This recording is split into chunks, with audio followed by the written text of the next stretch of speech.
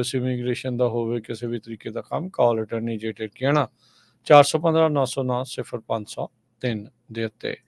Manjeet Singh Kular, Avtar Singh Manzil Clovis, Satnam Singh Sunny Parewala, Amarjit Singh Dosanjh university, Lakhvir Singh Samra Texas, Gurmel Singh Laddar Bakersfield, Amarjit Singh Stockton, Sarabjit Singh Toor New Jersey, Harnek Singh Pawla Renton Washington, H&M ਆਇਲ ontario, Harjit Singh Lathrop, Gurmel Singh Balbir ਵਾਸੀ Elk Grove, Karnail Shamsher Singh Dhillon New Jersey New York, Grewal travel services university, tax payroll visa OCI card passport ਦੀਆਂ services ਲੈ ਸਕਦੇ ਹੋ। Call 5307517605।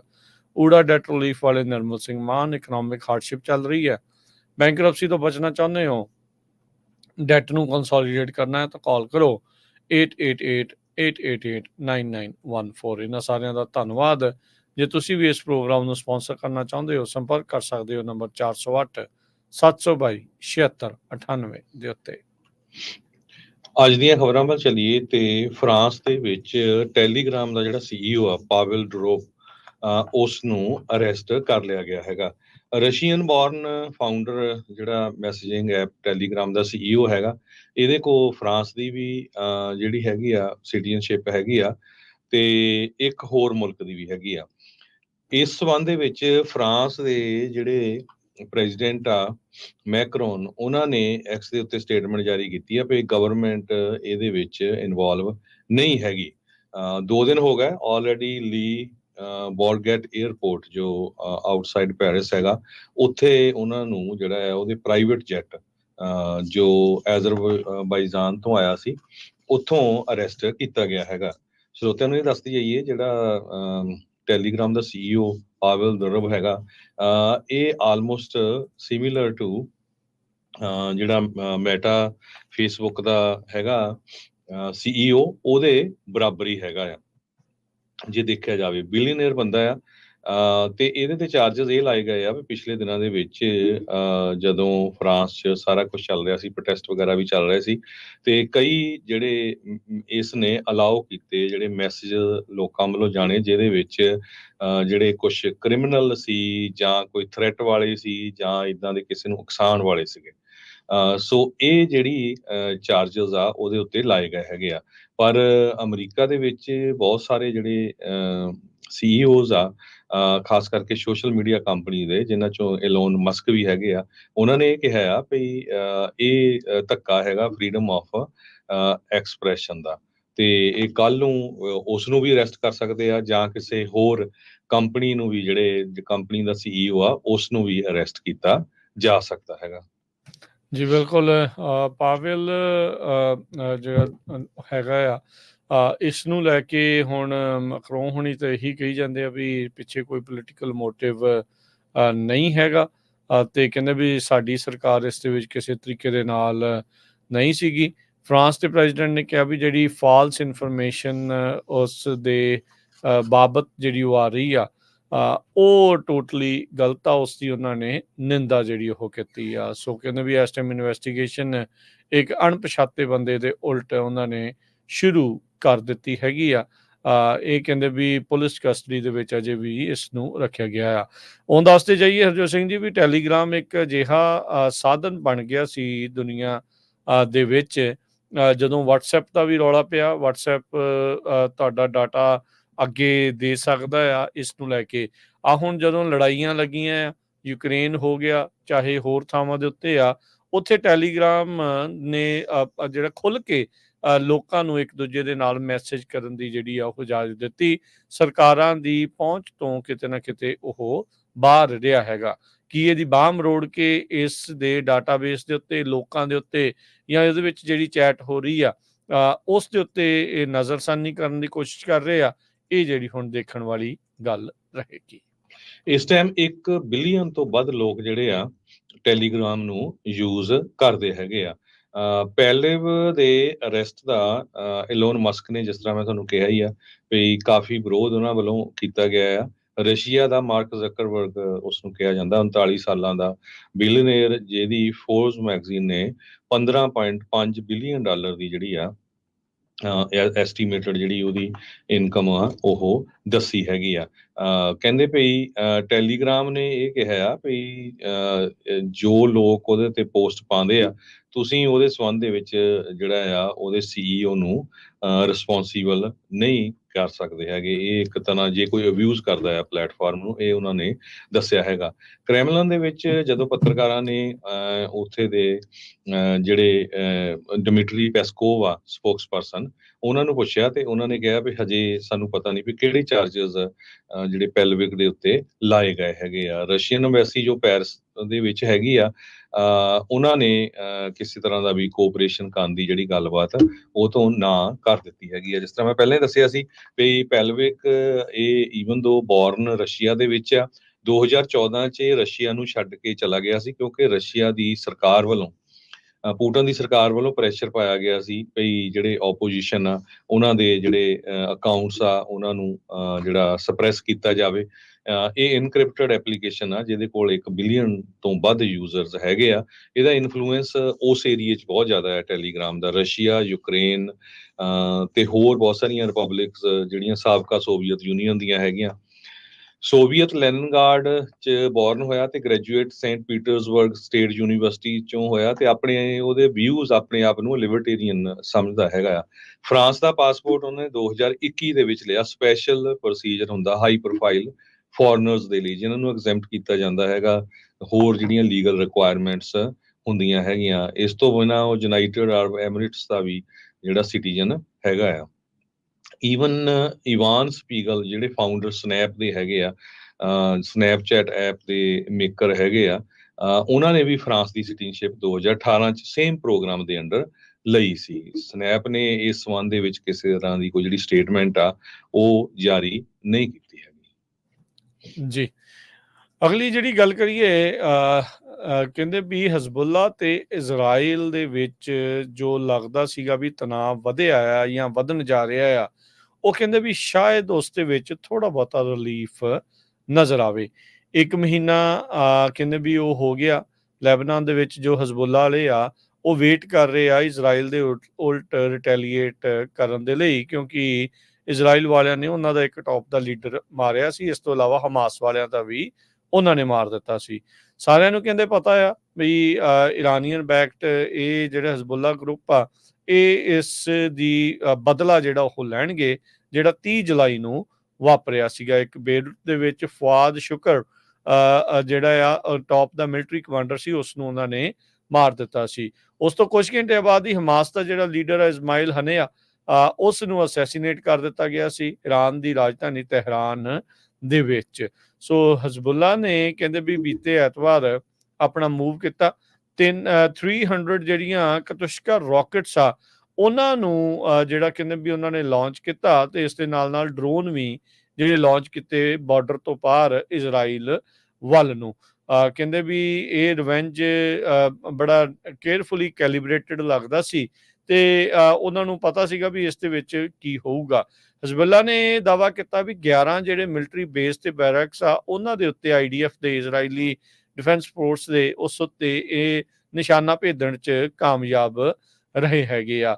Israel ਨੇ ਜਦ ਕਹਿੰਦੇ ਵੀ ਤੜਕੇ ਸਵੇਰੇ 4:30 ਵਜੇ ਦੇਖਿਆ ਵੀ ਉਹਨਾਂ ਦੇ ਜਿਹੜੇ ਸਕਾਈ ਆ ਆਸਮਾਨ ਆ ਉਹ ਜਿਹੜੇ ਫਾਈਟਰ ਜੈਟਸ ਆ ਉਹਦੇ ਨਾਲ ਭਰ ਗਏ ਆ, ਤੇ ਹੁਣ ਹਜ਼ਬੁੱਲਾ ਦੇ ਫਾਇਰਿੰਗ ਪੋਜੀਸ਼ਨ ਦੇ ਉੱਤੇ ਇਹਨਾਂ ਨੇ ਹਮਲਾ ਜਿਹੜਾ ਉਹ ਕਰ ਦਿੱਤਾ। ਉਹ ਕਹਿੰਦੇ ਵੀ ਇਹ ਪ੍ਰੀਐਮਪਟਿਵ ਸਟ੍ਰਾਈਕ ਜਿਹੜੀ ਉਹ ਸੀਗੀ। ਸੋ ਇਹ ਸਾਰਾ ਕੁਝ ਜਿਸ ਟਾਈਮ ਦੇ ਉੱਤੇ ਇਹ ਵਾਪਰ ਰਿਹਾ ਆ, ਤਾਂ ਹੁਣ ਕਹਿੰਦੇ ਵੀ ਉਧਰ ਸਦਰਨ ਲੈਬਨਾਨ ਦੇ ਵਿੱਚ ਆਲਰੇਡੀ ਜਿਹੜਾ ਇਹ ਮਸਲਾ ਆ ਇਹ ਥੋੜਾ ਠੰਡਾ ਪੈਂਦਾ ਨਜ਼ਰ ਆ ਰਿਹਾ। ਕਹਿੰਦੇ ਵੀ ਲੋ ਲੈਵਲ ਕੌਨਫਲਿਕਟ ਵੱਲ ਨੂੰ ਜਿਹੜਾ ਉਹ ਵੱਧਦਾ ਨਜ਼ਰ ਆ ਰਿਹਾ ਆ। ਇਜ਼ਰਾਈਲ ਦੇ ਪ੍ਰਾਈਮ ਮਿਨਿਸਟਰ ਨੇਤਨਯਾਹੂ ਨੇ ਕਿਹਾ ਵੀ ਜਿਹੜੀਆਂ ਐਤਵਾਰ ਨੂੰ ਹੋਈਆਂ ਸਟ੍ਰਾਈਕਸ ਹਜ਼ਬੁੱਲਾ ਦੇ ਉਲਟ ਇਹ ਅਖੀਰਲੀਆਂ ਨਹੀਂ ਹੋਣਗੀਆਂ।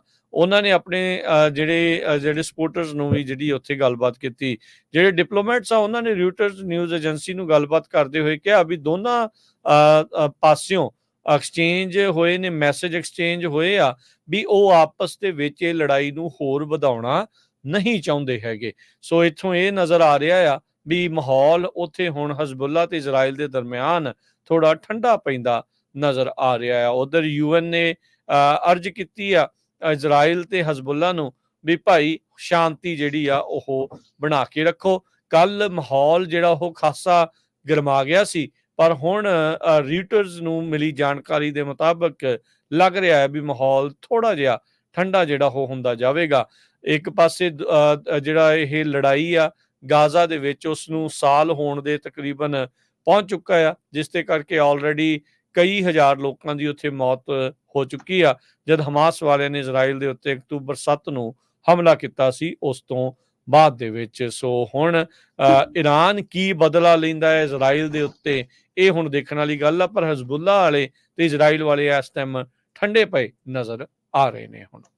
ਜੀ ਬਿਲਕੁਲ, ਨੇਤਨਯਾਹੂ ਦੇ ਉੱਤੇ ਇਜ਼ਰਾਈਲੀ ਲੋਕਾਂ ਦਾ ਤੇ ਇਜ਼ਰਾਈਲ ਦੇ ਮਿਨਿਸਟਰ ਜਿਹੜੇ ਆ ਉਹਨਾਂ ਦਾ ਕਾਫੀ ਜ਼ਿਆਦਾ ਪ੍ਰੈਸ਼ਰ ਆ ਵੀ ਹਜ਼ਬੁੱਲਾ ਦੇ ਉੱਤੇ ਸਟ੍ਰਾਈਕ ਪੂਰੀ ਤਰ੍ਹਾਂ ਕੀਤਾ ਜਾਵੇ ਤੇ ਉਹਨਾਂ ਨੂੰ ਵਾਈਪ ਆਊਟ ਕਰ ਦਿੱਤਾ ਜਾਵੇ। ਬੈਨੀ ਗੈਂਟਸ ਤੇ ਇਤਮਾਰ ਬੈਨ ਗਵੀਰ ਇਹ ਜਿਹੜੇ ਉੱਥੇ ਦੇ ਮਿਨਿਸਟਰਸ ਹੈਗੇ ਆ ਉਹਨਾਂ ਨੇ ਬੈਂਜਾਮਿਨ ਨੇਤਨਯਾਹੂ ਨੂੰ ਕਿਹਾ ਹੈਗਾ। ਸੋ ਇਜ਼ਰਾਈਲ ਦੀਆਂ ਸਟ੍ਰਾਈਕਸ ਤੇ ਹੈਜ਼ਬੁੱਲਾ ਨੇ ਜਿਹੜੇ ਰੌਕਟ ਤੇ ਡਰੋਨ ਲਾਂਚ ਕੀਤੇ ਹੈਗੇ ਆ, ਕਹਿੰਦੇ ਵੀ ਇਹ ਸਭ ਤੋਂ ਵੱਡਾ ਕ੍ਰਾਸ ਬਾਰਡਰ ਅੰਗੇਜਮੈਂਟ ਹੋਇਆ ਆ ਦੋਨਾਂ ਦੇ ਵਿੱਚ 2006 ਦੀ ਜਿਹੜੀ ਜੰਗ ਹੋਈ ਸੀ ਉਸ ਤੋਂ ਬਾਅਦ। 2006 ਦੇ ਵਿੱਚ ਹਿਜ਼ਬੁੱਲਾ ਤੇ ਇਜ਼ਰਾਈਲ ਦੇ ਵਿੱਚ ਕਾਫੀ ਲੰਮੀ ਜਿਹੜੀ ਜੰਗ ਹੋਈ ਸੀ, ਹਜ਼ਾਰਾਂ ਦੀ ਗਿਣਤੀ ਦੇ ਵਿੱਚ ਜਿਹੜੇ ਲੋਕ ਆ ਉਸ ਟਾਈਮ ਮਾਰੇ ਗਏ ਸੀਗੇ। ਇਜ਼ਰਾਈਲ ਦੇ ਡਿਫੈਂਸ ਮਿਨਿਸਟਰ ਗਲੈਂਟ ਉਹਨਾਂ ਨੇ ਇਹ ਕਿਹਾ ਆ ਵੀ ਅਸੀਂ ਪ੍ਰੀਐਮਪਟਿਵ ਸਟ੍ਰਾਈਕ ਕੀਤੀ ਹੈਗੀ ਆ ਐਤਵਾਰ ਸਵੇਰੇ, ਤੇ ਕਹਿੰਦੇ ਵੀ ਹਿਜ਼ਬੁੱਲਾ ਵਾਲੇ ਲਗਾਤਾਰ ਜਿਹੜੇ ਰਾਕਟ ਲਾਂਚਰਸ ਆ ਉਹਨਾਂ ਨੂੰ ਛੱਡ ਰਹੇ ਸੀ।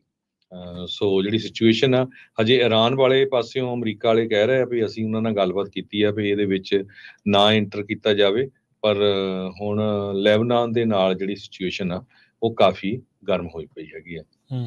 ਜੀ ਤੇ ਜੇ ਜੰਗ ਦੀ ਗੱਲ ਕਰਦੇ ਜਾਈਏ, ਦੂਸਰੇ ਪਾਸੇ ਰਸ਼ੀਆ ਤੇ ਯੂਕਰੇਨ ਦੇ ਵਿੱਚ ਜਿਹੜੀ ਲੜਾਈ ਚੱਲ ਰਹੀ ਹੈਗੀ ਆ, ਰਸ਼ੀਆ ਨੇ ਇੱਕ ਬਹੁਤ ਹੀ ਮੈਸਿਵ ਕਹਿੰਦੇ ਵੱਡਾ ਡਰੋਨ ਅਟੈਕ ਕੀਤਾ ਆ ਯੂਕਰੇਨ ਦੇ ਉੱਤੇ ਪਿਛਲੇ ਐਤਵਾਰ ਨੂੰ, ਤੇ ਅੱਜ ਸਵੇਰੇ ਵੀ ਯੂਕਰੇਨ ਦੇ ਪ੍ਰੈਜ਼ੀਡੈਂਟ ਵਲਾਡੀਮੀਰ ਜ਼ੈਲੈਂਸਕੀ ਉਹਨਾਂ ਨੇ ਇਹ ਦੱਸਿਆ ਹੈਗਾ। ਕਹਿੰਦੇ 100 ਤੋਂ ਵੱਧ ਮਿਜ਼ਾਈਲਸ ਵੱਖ-ਵੱਖ ਤਰ੍ਹਾਂ ਦੀਆਂ ਜਿਹੜੇ ਜਿਨ੍ਹਾਂ 'ਚ 100 ਸ਼ਹੀਦ ਡਰੋਨਸ ਟਾਰਗੇਟ ਕੀਤੇ ਗਏ, ਤੇ ਸਭ ਤੋਂ ਜ਼ਿਆਦਾ ਕਹਿੰਦੇ ਹੈਵੀਐਸਟ ਸਟ੍ਰਾਈਕ ਹੋਇਆ ਹੈਗਾ।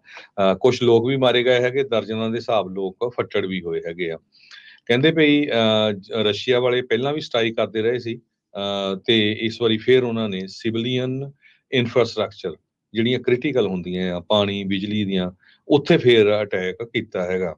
ਕਹਿੰਦੇ ਖਾਰਕਿਵ ਰੀਜਨ ਤੇ ਕੀਵ ਤੇ ਓਡੇਸਾ ਇਹਨਾਂ ਸਾਰੇ ਏਰੀਏ ਦੇ ਵਿੱਚ ਮਿਜ਼ਾਈਲ ਦੇ ਨਾਲੇ ਅਟੈਕ ਕੀਤਾ ਗਿਆ ਹੈਗਾ। ਜੀ ਬਿਲਕੁਲ। ਅਗਲੀ ਜਿਹੜੀ ਹਰਜੋਤ ਸਿੰਘ ਦੀ ਗੱਲ ਕਰੀਏ, ਡੋਨਲਡ ਟਰੰਪ ਤੇ ਕਮਲਾ ਹੈਰਿਸ ਦਾ ਜਿਹੜਾ ਕੈਂਪੇਨ ਆ ਉਹ ਇਸ ਟਾਈਮ ਇਸ ਗੱਲੋਂ ਲੜ ਰਿਹਾ ਆ, ਕਹਿੰਦੇ ਵੀ ਮਾਈਕਰੋਫੋਨ ਮਿਊਟ ਹੋਣੇ ਚਾਹੀਦੇ ਆ ਜਾਂ ਨਹੀਂ ਜਦ ਇਹਨਾਂ ਦਾ ਪਹਿਲਾ ਆਪਸੀ ਡਿਬੇਟ ਹੋਣਾ ਆ।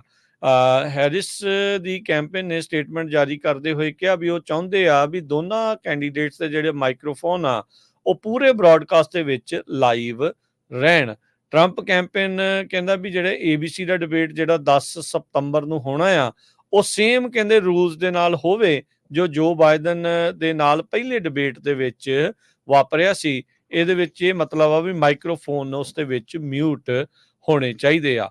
ਹੁਣ ਇਹ ਕਹਿੰਦੇ ਵੀ ਇੱਕ ਡੈਡ ਲੌਕ ਦੋਨਾਂ ਦੇ ਦਰਮਿਆਨ ਬਣਿਆ ਪਿਆ ਆ ਕਿ ਦੋਨਾਂ ਵਿੱਚੋਂ ਇੱਕ ਜਾਣਾ ਜਾਂ ਦੋਨੋਂ ਜਾਣੇ ਡਿਬੇਟ ਤੋਂ ਭੱਜ ਰਹੇ ਆ। ਇਹ ਇੱਕ ਵਿਚਲਾ ਰਾਹ ਲੱਭਣ ਦੀ ਕੋਸ਼ਿਸ਼ ਕੀਤੀ ਜਾ ਰਹੀ ਆ ਵੀ ਉਹਨਾਂ ਮਿਊਟ ਨਹੀਂ ਕਰਨਾ, ਤੇ ਉਹ ਕਹਿੰਦੇ ਜੀ ਮਿਊਟ ਕਰੋ, ਤੇ ਇਸ ਕਰਕੇ ਡਿਬੇਟ ਜਿਹੜਾ ਉਹ ਨਹੀਂ ਕਰਨਾ।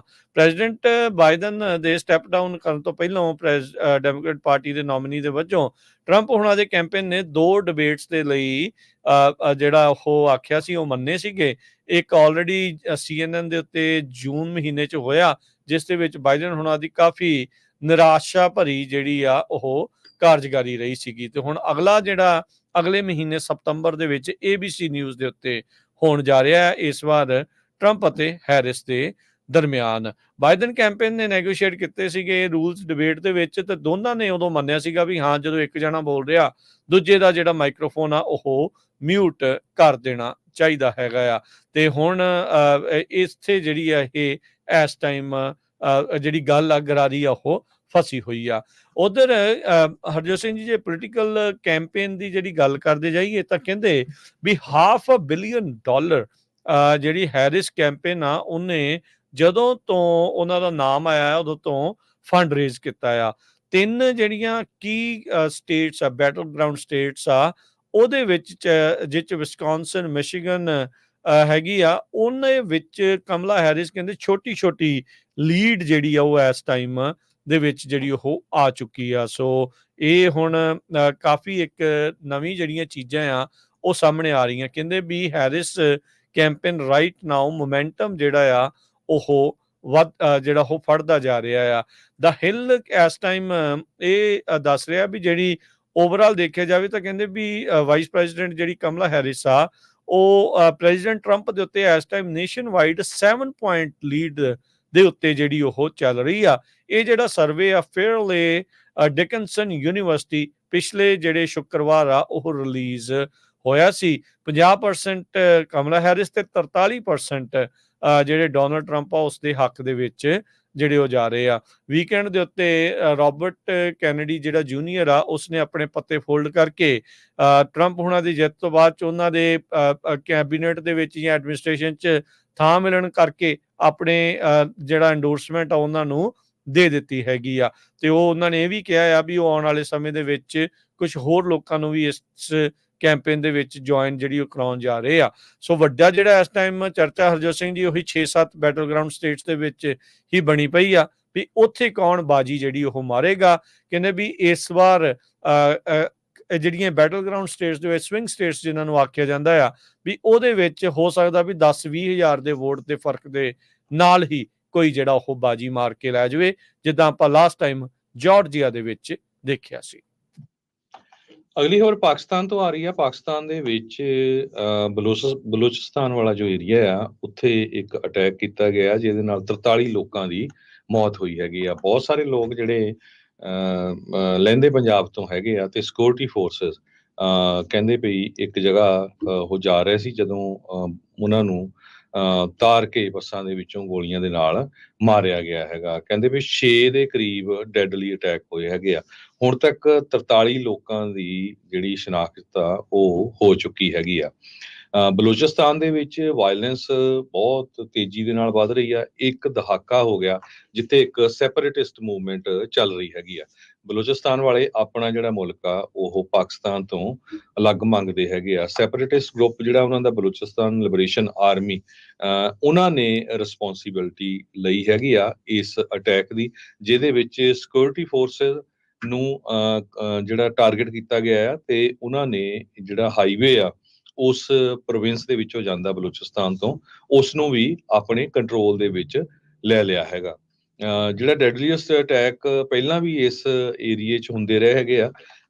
ਕਹਿੰਦੇ ਭਈ ਰਾਰਸ਼ਮ ਤੇ ਮੁਸਾਖਿਲ ਡਿਸਟ੍ਰਿਕਟ ਜਿਹੜੇ ਆ ਇਹ ਬਲੋਚਿਸਤਾਨ ਤੇ ਪੰਜਾਬ ਦਾ ਬਾਰਡਰ ਆ। ਉੱਥੇ 23 ਲੋਕ ਨੂੰ ਕਾਰਾਂ ਦੇ ਵਿੱਚੋਂ ਵਹੀਕਲ ਚੋਂ ਕੱਢ ਕੇ ਗੋਲੀਆਂ ਦੇ ਨਾਲ ਮਾਰ ਦਿੱਤਾ ਗਿਆ। ਮੋਸਟਲੀ ਕਹਿੰਦੇ ਪੰਜਾਬੀ ਮਾਈਗ੍ਰੈਂਟ ਸੀਗੇ, ਉਹ ਪੰਜਾਬ ਵਾਲੇ ਉੱਥੇ ਜਾ ਕੇ ਕੰਮ ਕਰਦੇ ਹੈਗੇ ਆ। ਕਾਲਾ ਡਿਸਟ੍ਰਿਕਟ ਜਿਹੜਾ 87 mile south of provincial capital Quetta ਤੋਂ ਆ, ਉੱਥੇ ਵੀ ਜਿਹੜੇ ਲਾ ਇਨਫੋਰਸਮੈਂਟ ਦੇ ਪਰਸਨਲ ਆ ਉਹਨਾਂ ਨੂੰ ਅਟੈਕ ਕੀਤਾ ਗਿਆ, ਜਿਹੜੇ 9 ਜਾਣੇ ਉੱਥੇ ਉਹਨਾਂ ਦੀ ਮੌਤ ਹੋ ਗਈ ਹੈਗੀ ਆ। Bolan district south east of Quetta ਜਿਹੜਾ ਹੈਗਾ ਉੱਥੇ 6 ਲੋਕਾਂ ਨੂੰ ਮਾਰਿਆ ਗਿਆ ਹੈਗਾ। ਤੇ ਪਾਕਿਸਤਾਨ ਮਿਲਟਰੀ ਨੇ ਆਪਣੀ ਸਟੇਟਮੈਂਟ ਜਾਰੀ ਕੀਤੀ ਆ।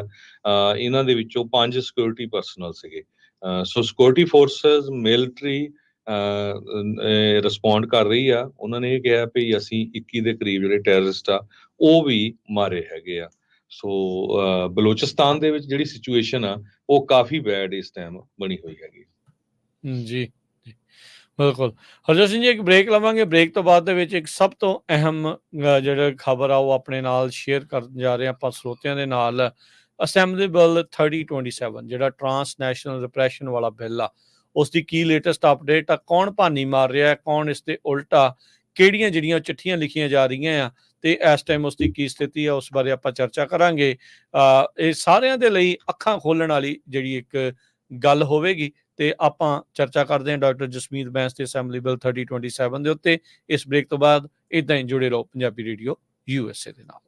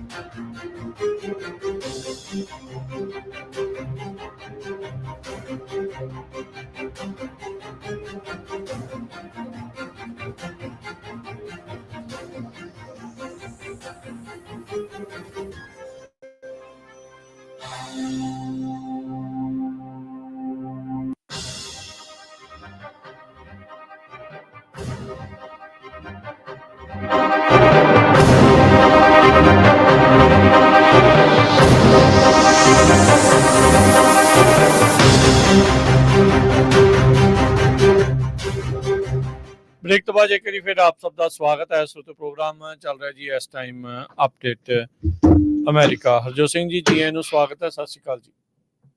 ਸਤਿ ਸ਼੍ਰੀ ਅਕਾਲ, ਧੰਨਵਾਦ, ਜੀ ਆਇਆਂ ਨੂੰ। ਅਗਲੀ ਜਿਹੜੀ ਹਰਜੋਤ ਸਿੰਘ ਜੀ ਜਿਹੜੀ ਗੱਲ ਆ ਆਪਣੇ ਸਰੋਤਿਆਂ ਤੇ ਦਰਸ਼ਕਾਂ ਦੇ ਲਈ ਬੜੀ ਅਹਿਮ ਆ, ਬੜੇ ਅਹਿਮ ਟੌਪਿਕ ਦੇ ਉੱਤੇ ਜਿਹੜੀ ਆਪਾਂ ਹੁਣ ਗੱਲ ਕਰਨ ਜਾ ਰਹੇ ਹਾਂ। ਇਹ ਮੁੱਖ ਮੁੱਦਾ ਆ ਵੀ ਸਿੱਖ ਅਮਰੀਕਨਸ ਜਿਹੜੇ ਆ ਉਹਨਾਂ ਦਾ ਅਮਰੀਕਾ ਦੇ ਵਿੱਚ ਸੇਫ ਰਹਿਣਾ ਤੇ ਉਹਨਾਂ ਦੇ ਹੱਕਾਂ ਦੀ ਜਿਹੜੀ ਇਸ ਦੇ ਵਿੱਚ ਗੱਲ ਆ।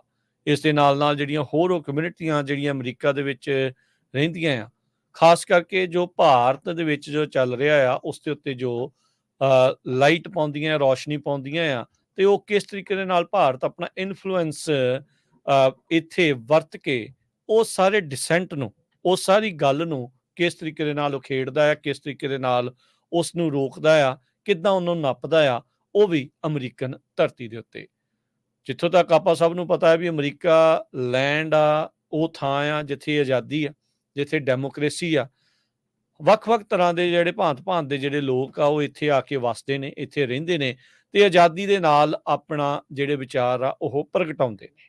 ਪਿਛਲੇ ਕੁਝ ਸਾਲਾਂ ਤੋਂ ਆਪਾਂ ਦੇਖਿਆ ਵੀ ਅਮਰੀਕਾ ਦੇ ਵਿੱਚ ਹੀ ਖਾਸ ਕਰਕੇ ਉਹਨਾਂ ਲੋਕਾਂ ਨੂੰ ਨਿਸ਼ਾਨਾ ਬਣਾਇਆ ਜਾ ਰਿਹਾ ਆ ਜਿਹੜੇ ਆਪਣੇ ਭਾਵ, ਜਿਹੜੇ ਆਪਣੇ ਜਿਹੜੇ ਇਰਾਦੇ ਆ ਜਾਂ ਆਪਣੇ ਜਿਹੜੇ ਗੱਲਾਂ ਆ ਉਹਨਾਂ ਨੂੰ ਇੱਥੇ ਜਿਹੜਾ ਆ ਕੇ ਸਾਹਮਣੇ ਪੇਸ਼ ਕਰ ਰਹੇ ਆ। ਖਾਸ ਕਰਕੇ ਜਿਹੜੀਆਂ ਬਾਹਰਲੇ ਸਰਕਾਰਾਂ ਆ ਉਹ ਆ ਕੇ ਨੱਥ ਪਾਉਣ ਦੀ ਉਹਨਾਂ ਨੂੰ ਕੋਸ਼ਿਸ਼ ਕਰ ਰਹੀ ਆ, ਉਹਨਾਂ ਨੂੰ ਰੋਕਣ ਦੀ ਕੋਸ਼ਿਸ਼ ਕਰਦੀ, ਜਿਹਦੇ ਵਿੱਚ ਭਾਰਤ ਵੀ ਸ਼ਾਮਲ ਹੈਗਾ ਆ। ਖਾਸ ਕਰਕੇ ਉਹਨਾਂ ਲੋਕਾਂ ਨੂੰ ਉਹ ਟਾਰਗੇਟ ਬਣਾ ਰਹੇ ਆ ਜਿਹੜੇ ਅਮਰੀਕਾ ਦੇ ਵਿੱਚ ਰਹਿ ਰਹੇ ਆ ਤੇ ਹਿਊਮਨ ਰਾਈਟਸ ਦੇ ਮਸਲੇ ਨੂੰ ਜਾਂ ਆਪਣੇ ਮੁਲਕਾਂ ਦੇ ਵਿੱਚ ਜੋ ਇਸ਼ੂ ਚੱਲ ਰਹੇ ਆ ਉਹਨਾਂ ਦੇ ਉੱਤੇ ਉਹ ਝਾਤਖੋਰੀ ਜਿਹੜੀ ਉਹ ਪਾਉਂਦੇ ਆ। ਆਪਾਂ ਸਿੱਖ ਕਮਿਊਨਿਟੀ ਦੀ ਹਰਜੋਤ ਸਿੰਘ ਜੀ ਗੱਲ ਕਰਦੇ ਜਾਈਏ ਤੇ ਸਭ ਨੂੰ ਖਾਲਿਸਤਾਨ ਮੂਵਮੈਂਟ ਦਾ ਜਿਹੜਾ ਉਹ ਪਤਾ ਹੀ ਆ। ਸਿੱਖ ਸਟੇਟ ਇੱਕ ਜਿਹੜੀ ਵੱਖਰੀ ਉਸ ਦੀ ਜਿਹੜੀ ਮੰਗ ਆ ਚਿਰ ਤੋਂ ਚੱਲਦੀ ਜਿਹੜੀ ਉਹ ਆ ਰਹੀ ਆ। ਆਪਾਂ ਦੇਖਿਆ ਵੀ ਪਿਛਲੇ ਕੁਝ ਦਿਨਾਂ ਦੇ ਵਿੱਚ, ਪਿਛਲੇ ਕੁਝ ਮਹੀਨਿਆਂ 'ਚ ਜਾਂ ਸਾਲਾਂ 'ਚ ਅਜਿਹੀਆਂ ਕੁਝ ਘਟਨਾਵਾਂ ਜਿਹੜੀਆਂ ਉਹ ਵਾਪਰੀਆਂ। 2023 ਦੇ ਵਿੱਚ ਜੂਨ ਮਹੀਨੇ 'ਚ ਭਾਈ ਹਰਦੀਪ ਸਿੰਘ ਨਿੱਜਰ ਹੋਣਾ ਨੂੰ ਅਸੈਸੀਨੇਟ ਕੀਤਾ ਜਿਹੜਾ ਜਾਂਦਾ ਆ, ਕਤਲ ਕੀਤਾ ਜਾਂਦਾ ਆ। ਉਹ ਵੀ ਉਸ ਤੋਂ ਬਾਅਦ 'ਚ ਟਰੂਡੋ ਸ਼ਰੇਆਮ ਕਹਿੰਦਾ ਵੀ ਭਾਰਤ ਨੇ ਇਹਦੇ ਵਿੱਚ ਜਿਹੜੀ ਆ ਹੱਥ ਆ, 5 ਆਈਜ਼ ਨੇ ਜਿਹੜੀ ਇਸ ਦੇ ਬਾਰੇ ਜਿਹੜੀ ਉਹ ਗੱਲ ਜਿਹੜੀ ਉਹ ਦੱਸੀ ਆ। ਫਿਰ ਉਸ ਤੋਂ ਬਾਅਦ ਦੇ ਵਿੱਚ ਉਹ ਕਤਲ ਦੀ ਜਿਹੜੀ ਕਤਲ ਹੁੰਦਾ ਤੇ ਇੱਥੇ ਜਿਹੜੇ ਸਿੱਖ ਫॉर ਜਸਟਿਸ ਦਾ ਜਿਹੜਾ ਮੇਨ ਜਨਰਲ ਕੌਂਸਲ ਆ, ਲੀਗਲ ਕੌਂਸਲ ਆ, ਗੁਰਪਤਵੰਤ ਸਿੰਘ ਪੰਨੂ, ਜੋ ਕਿ US ਦਾ ਵੀ ਸਿਟੀਜ਼ਨ ਆ, ਲੀਗਲ ਐਡਵੋਕੇਟ ਆ, ਉਸ ਨੂੰ ਮਾਰਨ ਦੀ ਜਿਹੜੀ ਸੁਪਾਰੀ ਆ ਉਹ ਦਿੱਤੀ ਜਾਂਦੀ ਆ।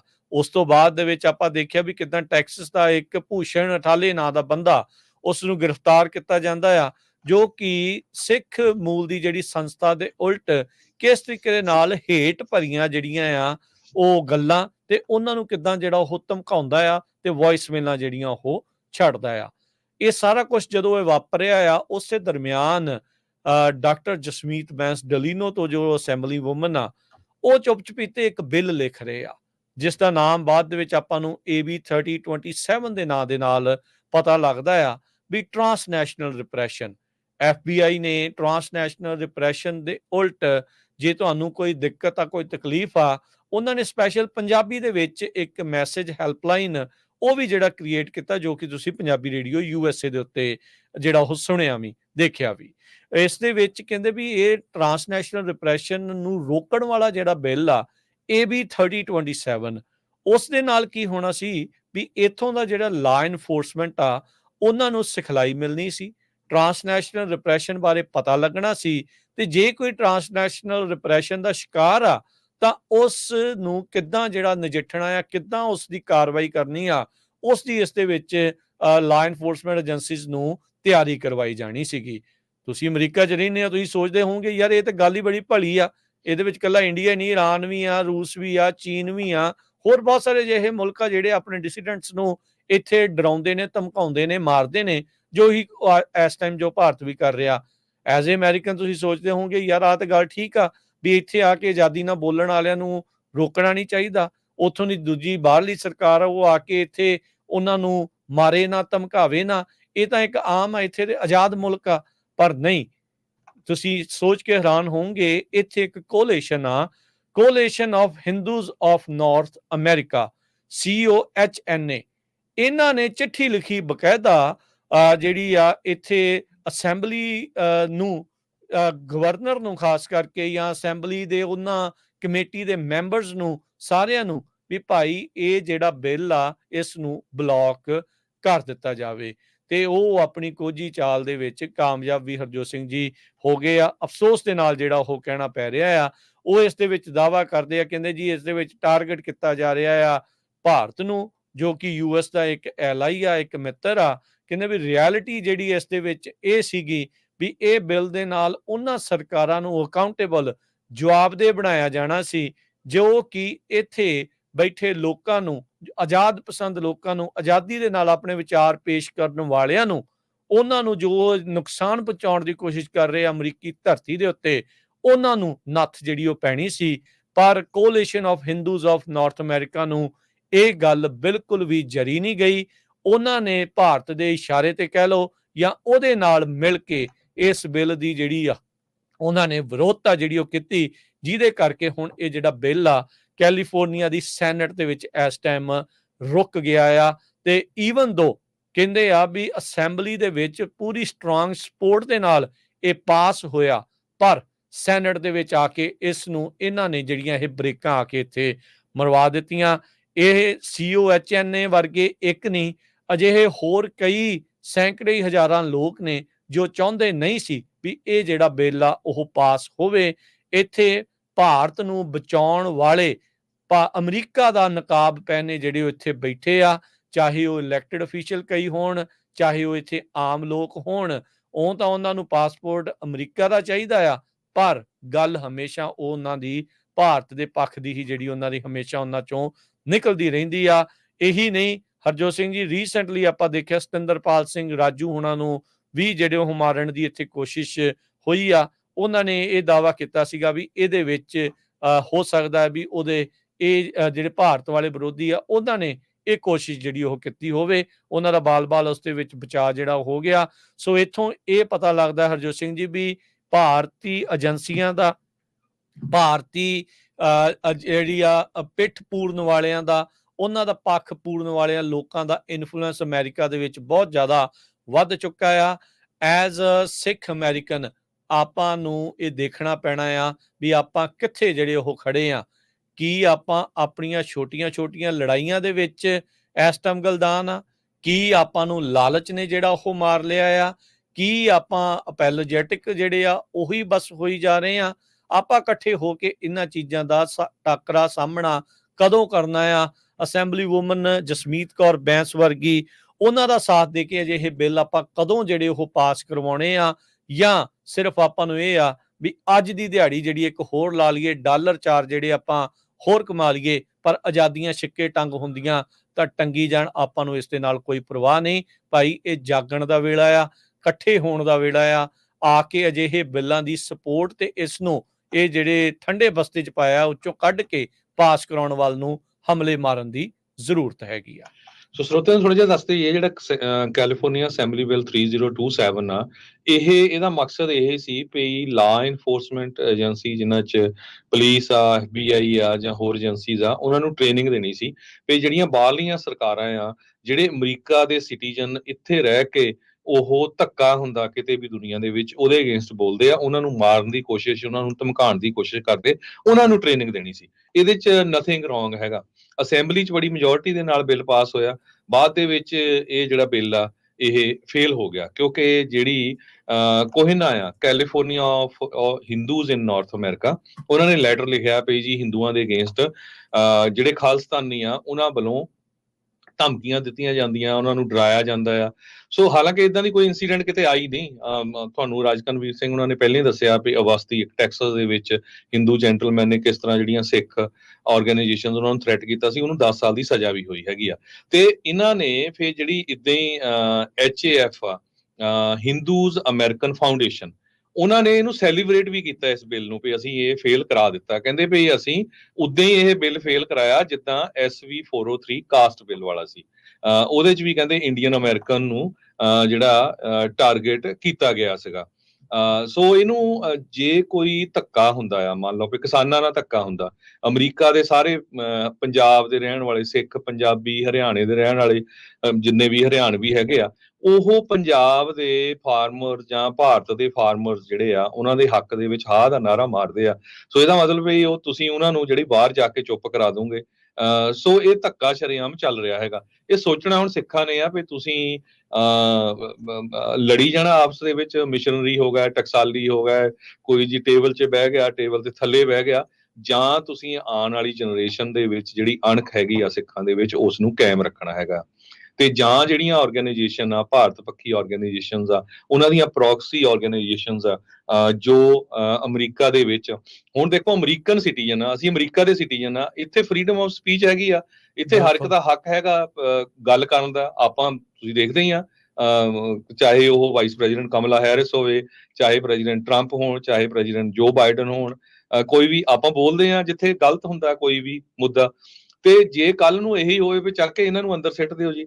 ਸੋ ਇਹ ਦੇਖੋ ਵੀ ਬਾਹਰ ਦੀ ਸਰਕਾਰ ਆ ਕੇ ਜਿਹੜੀ ਆ ਉਹ ਜਿਹੜੀਆਂ ਇੱਥੇ ਪ੍ਰੋਕਸੀ ਉਹਨਾਂ ਦੀਆਂ ਆਰਗੇਨਾਈਜੇਸ਼ਨਸ ਬਣੀਆਂ ਹੋਈਆਂ ਆ, ਉਹਨਾਂ ਦੇ ਰਾਹੀਂ ਇਹ ਸਾਰਾ ਜਿਹੜਾ ਪ੍ਰਚਾਰ ਕਰ ਰਹੀ ਹੈਗੀ ਆ, ਤੇ ਬਾਅਦ ਦੇ ਵਿੱਚ ਉਹ ਇਸ ਨੂੰ ਸੈਲੀਬ੍ਰੇਟ ਕਰਦੇ ਹੈਗੇ ਆ। ਤੇ ਜਿਹੜਾ ਕੋਈ ਹੱਕ ਦੀ ਗੱਲ ਕਰਦਾ ਉਹਨੂੰ ਐਕਸਟ੍ਰੀਮਿਸਟ ਉਹ ਕਹਿ ਦਿੰਦੇ ਹੈਗੇ ਆ। ਹਾਲਾਂਕਿ ਕੋਈ ਇਨਸੀਡੈਂਟ ਨਹੀਂ ਹੋਈ ਹੈਗੀ। ਮੰਦਰਾਂ ਦੇ ਬਾਰੇ ਜਿਹੜਾ ਬਾਹਰ ਲਿਖਿਆ ਗਿਆ ਹਮੇਸ਼ਾ ਹੀ ਪ੍ਰੂਵ ਵੀ ਹੋ ਗਿਆ ਆਸਟ੍ਰੇਲੀਆ 'ਚ ਵੀ ਉਹ ਕੁਝ ਹਿੰਦੂ ਵੀਰੇ ਸੀ ਜਿਨ੍ਹਾਂ ਨੇ ਲਿਖ ਦਿੱਤਾ ਸੀ। ਇੱਥੇ ਜਾ ਕੇ ਸਿੱਖਾਂ ਨੇ ਇੱਕ ਪ੍ਰੈਸ ਕਾਨਫਰੰਸ ਵੀ ਕੀਤੀ ਆ ਵੀ ਅਸੀਂ ਤੁਹਾਡੇ ਨਾਲ ਆ, ਕੋਈ ਵੀ ਸਿੱਖ ਜਿਹੜਾ ਇਦਾਂ ਦੀ ਇਨਸੀਡੈਂਟ ਨਹੀਂ ਕਰ ਸਕਦਾ। ਸਿੱਖ ਕਰਨਾ ਤਾਂ ਕੀ ਆ, ਦੂਰ ਦੀ ਗੱਲ, ਸਿੱਖ ਕਦੇ ਸੋਚ ਵੀ ਨਹੀਂ ਸਕਦਾ ਵੀ ਹੋਰ ਕਿਸੇ ਧਰਮ ਸਥਾਨ ਦੇ ਉੱਤੇ ਜਾ ਕੇ ਉਹਨਾਂ ਦੇ ਗ੍ਰੈਫਿਟੀ ਜਾਂ ਉਹਨਾਂ ਦੇ ਕੋਈ ਮਾੜਾ ਕੰਮ ਜਿਹੜਾ ਕੀਤਾ ਜਾਵੇ। ਇਹ ਸਿੱਖਾਂ ਦੀ ਹਿਸਟਰੀ ਰਹੀ ਆ ਅੱਜ ਤੱਕ, ਕੋਈ ਇਦਾਂ ਦੀ ਜਿਹੜੀ ਗੱਲਬਾਤ ਨਹੀਂ ਹੋਈ ਹੈਗੀ। ਸੋ ਹਿੰਦੂ ਅਮਰੀਕਨ ਫਾਊਂਡੇਸ਼ਨ ਨੇ ਟਵਿੱਟਰ ਦੇ ਉੱਤੇ ਜਿਹੜਾ ਪਾਇਆ ਵੀ ਅਸੀਂ ਸੈਲੀਬ੍ਰੇਟ ਕਰ ਰਹੇ ਹਾਂ, ਜਿਸ ਤਰ੍ਹਾਂ SV 403 ਫੇਲ ਹੋਇਆ ਸੀ, ਹੁਣ AB 3027 ਟਰਾਂਸਨੈਸ਼ਨਲ ਰਿਪਰੈਸ਼ਨ ਬਿੱਲ ਜਿਹੜਾ ਆ ਉਹ ਵੀ ਕੈਲੀਫੋਰਨੀਆ ਦੀ ਸੈਨੇਟ ਅਪਰੋਪਰੀਏਸ਼ਨ ਕਮੇਟੀ ਦੇ ਵਿੱਚੋਂ ਫੇਲ ਕਰਾ ਦਿੱਤਾ ਗਿਆ ਹੈਗਾ। ਤੇ ਤੁਸੀਂ ਦੇਖਿਆ ਯਾਰ ਰੀਸੈਂਟਲੀ ਹਜੇ 10 ਦਿਨ ਪਹਿਲਾਂ ਕਿਸ ਤਰ੍ਹਾਂ ਸਤਿੰਦਰਪਾਲ ਸਿੰਘ ਰਾਜੂ ਦੇ ਉੱਤੇ ਹਮਲਾ ਹੋਇਆ ਆ, ਤੇ ਉਹਦੀ FBI ਜਿਹੜੀ ਸੈਕਰਾਮੈਂਟੋ ਦਾ ਆਫਿਸ ਆ ਉਹ ਇਨਵੈਸਟੀਗੇਟ ਵੀ ਕਰ ਰਿਹਾ ਹੈਗਾ। ਸੋ ਸਾਡਾ ਸਾਰਿਆਂ ਦਾ ਜਿਹੜਾ ਫਰਜ਼ ਬਣਦਾ ਆ ਵੀ ਜਿਹੜੀ ਆਜ਼ਾਦੀ ਆ ਇਹ ਹਰ ਇੱਕ ਦਾ ਹੱਕ ਨਹੀਂ ਹੈਗਾ, ਇਹ ਰਿਸਪੌਂਸਿਬਿਲਟੀ ਵੀ ਆ। ਸਾਡੀ ਆਜ਼ਾਦੀ ਦੇ ਲਈ ਕਈ ਲੋਕਾਂ ਨੇ ਪਹਿਲਾਂ ਕੁਰਬਾਨੀਆਂ ਕੀਤੀਆਂ ਹੈਗੀਆਂ, ਤੇ ਅਸੀਂ ਜਿਹੜਾ ਆ ਆਪਣੇ ਜਿਹੜੇ ਵਿਊ ਪੁਆਇੰਟ ਆ ਉਹਨਾਂ ਨੂੰ ਕਿਸ ਤਰ੍ਹਾਂ ਯਾਦ ਰੱਖਣਾ, ਆਉਣ ਵਾਲੀਆਂ ਜਨਰੇਸ਼ਨਸ ਕਿਸ ਤਰ੍ਹਾਂ ਯਾਦ ਰੱਖਣ, ਇਹ ਸਾਨੂੰ ਫਾਈਟ ਕਰਨਾ ਪੈਣਾ ਹੈਗਾ।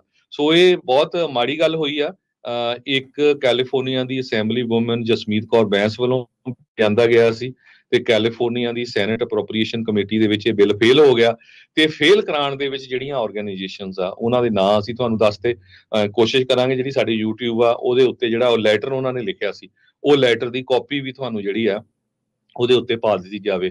ਤੇ ਸਾਡੀ ਪੰਜਾਬੀ ਜਿਹੜੀ USA ਵੱਲੋਂ ਜਿਹੜੀਆਂ ਹਿੰਦੂ ਆਰਗੇਨਾਈਜੇਸ਼ਨਸ ਆ ਉਹਨਾਂ ਨੂੰ ਵੀ ਇਹ ਬੇਨਤੀ ਆ ਵੀ ਭਾਈ ਤੁਸੀਂ ਹਰ ਇਸ਼ੂ ਦੇ ਵਿੱਚ ਜਿਹੜਾ ਆ ਉਹ ਭਾਰਤ ਦੇ ਖਿਲਾਫ ਜਾਂ ਇੰਡੀਆ ਨੂੰ ਨਾ ਲਿਆਇਆ ਕਰੋ। ਅਮਰੀਕਾ ਦੇ ਵਿੱਚ ਹਿੰਦੂ, ਸਿੱਖ, ਮੁਸਲਮਾਨ, ਈਸਾਈ ਬੜੇ ਪਿਆਰ ਦੇ ਨਾਲ ਰਹਿੰਦੇ ਹੈਗੇ ਆ। ਨਹੀਂ ਜੇ ਤੁਹਾਨੂੰ ਪ੍ਰੂਫ ਤੇ ਤੁਸੀਂ ਗੁਰੂ ਘਰਾਂ ਦੇ ਵਿੱਚ ਜਾ ਕੇ ਦੇਖ ਲਿਆ ਕਰੋ। ਮੈਂ ਬੇਰੀਏ 'ਚ ਰਹਿੰਦਾ ਆ, ਸੈਨੋਜ਼ੇ ਗੁਰੂ ਘਰ, ਫਰੀਮੌਂਟ ਗੁਰੂ ਘਰ, ਹੇਵਰਡ ਜਾ ਕੇ ਦੇਖੋ ਕਿੰਨੀ ਵੱਡੀ ਗਿਣਤੀ 'ਚ ਉੱਥੇ ਜਿਹੜੇ ਹਿੰਦੂ ਪਰਿਵਾਰ ਆ ਗੁਰਦੁਆਰਾ ਸਾਹਿਬ ਜਾਂਦੇ ਆ। ਲਿਵਰਮੋਰ ਗੁਰਦੁਆਰਾ ਸਾਹਿਬ more than 60-70% ਜਾਂਦੇ ਆ, ਤੇ ਜਾ ਕੇ ਦੇਖੋ ਕਿੰਨੇ ਪਿਆਰ ਦੇ ਨਾਲ, ਕਿਸੇ ਨੂੰ ਮਾੜਾ ਸ਼ਬਦ ਵੀ ਨਹੀਂ ਕਿਹਾ ਜਾਂਦਾ, ਸਾਰੇ ਬਰਾਬਰ ਬੈਠ ਕੇ ਪ੍ਰਸ਼ਾਦਾ ਛਕਦੇ ਆ, ਸੇਵਾ ਕਰਦੇ ਹੈਗੇ ਆ।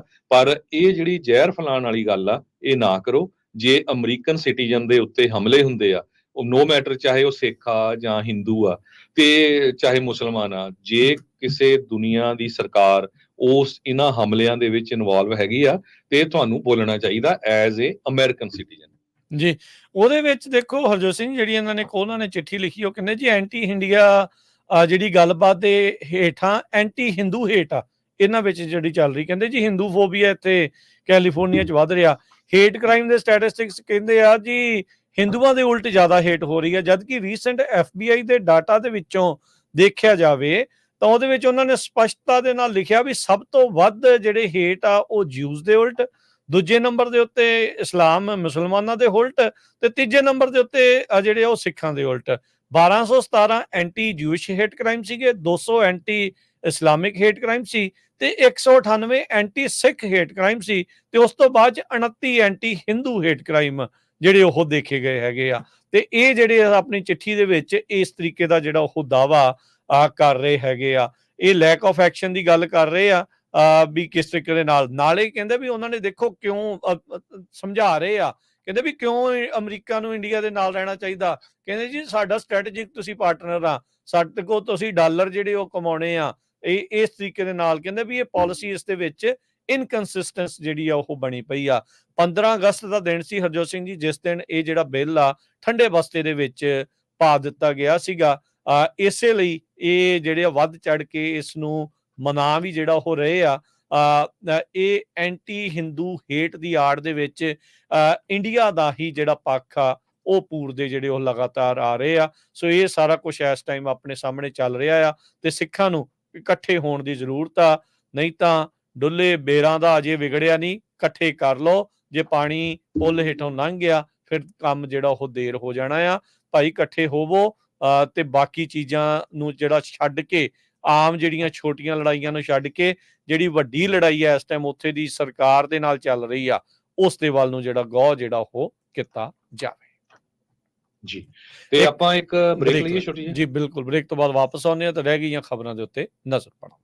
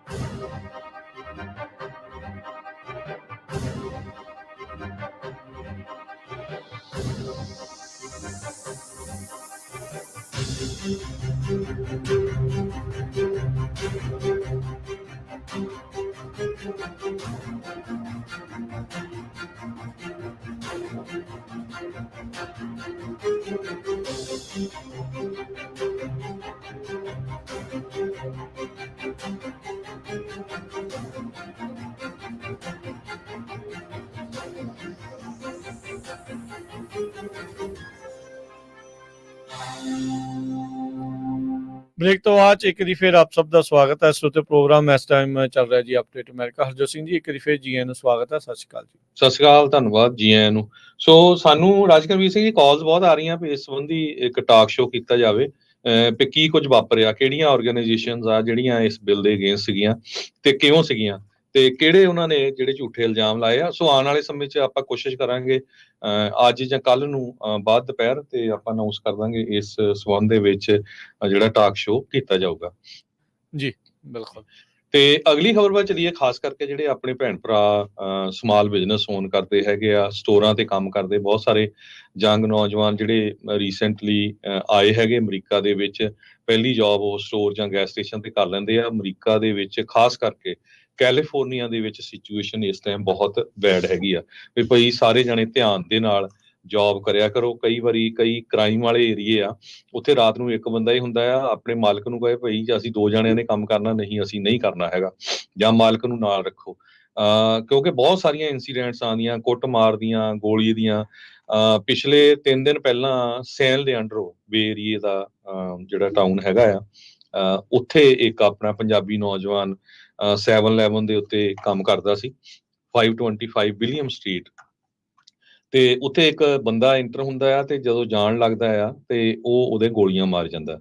ਲੱਕਲੀ ਜਿਹੜਾ ਪੰਜਾਬੀ ਨੌਜਵਾਨ ਆ ਉਹ ਬਚ ਜਾਂਦਾ ਹੈਗਾ, ਉਹ ਹਸਪਤਾਲ ਦੇ ਵਿੱਚ ਆ, ਗੋਲੀਆਂ ਜ਼ਰੂਰ ਉਹਦੇ ਲੱਗੀਆਂ ਹੈਗੀਆਂ। ਤੇ ਬਾਅਦ ਦੇ ਵਿੱਚ ਜਿਹੜਾ ਸਸਪੈਕਟ ਆ 30 ਸਾਲਾਂ ਦਾ ਐਂਥਨੀ ਕਰਾਫਟ, ਓਕਲੈਂਡ ਦੇ ਰਹਿਣ ਵਾਲਾ ਆ, ਉਸ ਨੂੰ ਅਰੈਸਟ ਵੀ ਕਰ ਲਿਆ ਜਾਂਦਾ ਹੈ 105th ਐਵਨਿਊ ਓਕਲੈਂਡ ਦੇ ਵਿੱਚ। ਉਸ ਨੂੰ ਉਹਦੇ ਤੇ ਚਾਰजेस ਲਾਏ ਗਏ ਆ, attempted homicide, robbery, possession of stolen vehicle, assault with deadly weapon ਤੇ ਰਜਿਸਟਿੰਗ, obstructing a peace officer। ਤੇ ਉਹ ਤੋਂ ਬਿਨਾਂ ਉਹਦੇ ਤੇ ਆਊਟਸਟੈਂਡਿੰਗ ਵਾਰੰਟ ਫॉर ਰੋਬਰੀ ਵੀ ਸੀ। ਹੁਣ ਤੁਸੀਂ ਸਿਚੁਏਸ਼ਨ ਦੇਖ ਲਓ, ਬਹੁਤ ਵਾਰ ਸਾਨੂੰ ਇਹ ਕਹਿ ਦਿੰਦੇ ਆ ਵੀ ਦੇਖੋ ਜੀ ਇਹ ਤੁਸੀਂ ਖਰੇ ਸਾਈਡ ਲੈਂਦੇ ਆ ਕਿਹੜੀ ਪਾਰਟੀ ਦੀ ਜਾਂ ਕੀ ਬੋਲਦੇ ਆ। ਹੁਣ ਬੰਦਾ ਦੇਖੋ ਵੀ ਰੋਬਰੀ ਦੇ ਵਿੱਚ ਪਹਿਲਾਂ ਇਨਵੋਲਵ ਹੋਇਆ, ਵਾਰੰਟ ਉਹਦੇ ਜਾਰੀ ਹੈਗੇ, ਦੂਸਰੀ ਵਾਰੀ ਜਾ ਕੇ ਫੇਰ ਉਸਨੇ ਕੱਲਾ ਰੌਬ ਨਹੀਂ ਕੀਤਾ, ਜਾ ਕੇ ਗੋਲੀਆਂ ਮਾਰਤੀਆਂ। ਹੁਣ ਬੰਦਾ ਵਿਚਾਰਾ ਤੁਹਾਨੂੰ ਪਤਾ ਹੈ ਮਜਬੂਰੀ ਬਸ ਜੌਬ ਕਰ ਰਿਹਾ ਹੈਗਾ, ਨਹੀਂ ਤਾਂ ਉਹ ਵੀ ਘਰ 'ਚ ਰਹਿ ਕੇ ਜਿੱਦਾਂ ਬਾਕੀ ਦੇ ਆ ਗਵਰਨਮੈਂਟ ਬੈਨੀਫਿਟ ਲੈ ਕੇ ਰਹਿ ਸਕਦਾ ਹੈਗਾ।